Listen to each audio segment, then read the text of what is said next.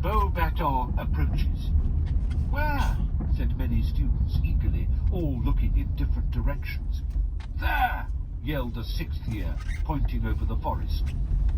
Something large, much larger than a broomstick, or indeed 100 broomsticks, was hurtling across the deep blue sky towards the castle, growing larger all the time.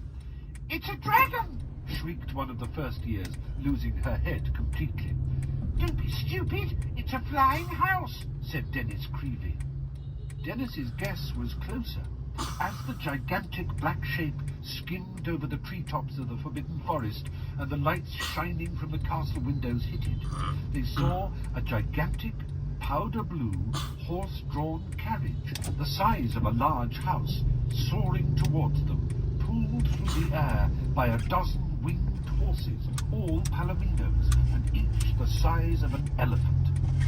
The front three rows of students drew backwards as the carriage hurtled ever lower, coming into land at a tremendous speed. Then, with an almighty crash that made Neville jump backwards onto a slithering fifth year's foot, the horses' hooves, larger than dinner plates, hit the ground.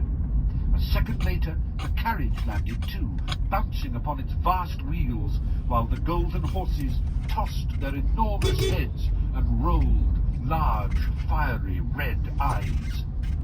Harry just had time to see that the door of the carriage bore a coat of arms, two crossed golden wands, each emitting 3 stars, before it opened.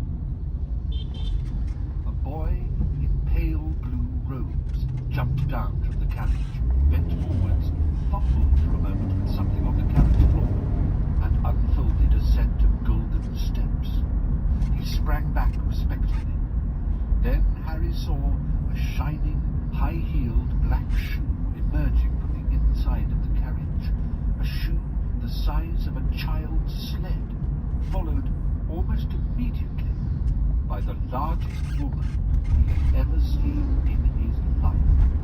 The size of the carriage and of the horses was immediately explained. A few people gasped. Harry had only ever seen one person as large as this woman in his life, and that was Hagrid. He doubted whether there was an inch difference in their heights.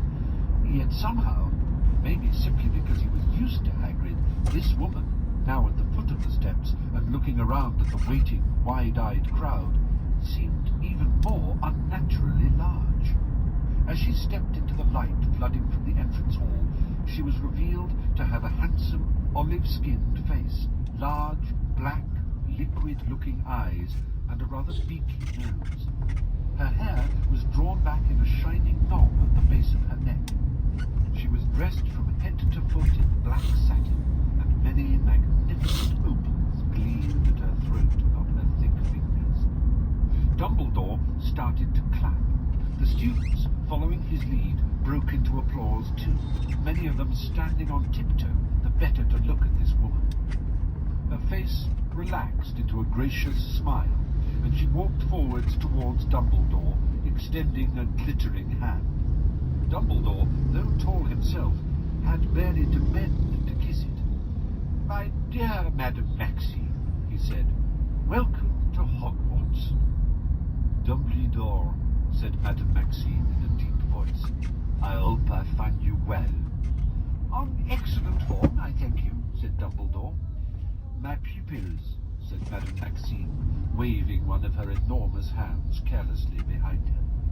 Harry, whose attention had been focused completely upon Madame Maxime, now noticed that around a dozen boys and girls, all, by the look of them, in their late teens, had emerged from the carriage and were now standing behind Madame Maxime. They were shivering, which was unsurprising, given that their robes seemed to be made of fine silk, and none of them were wearing cloaks.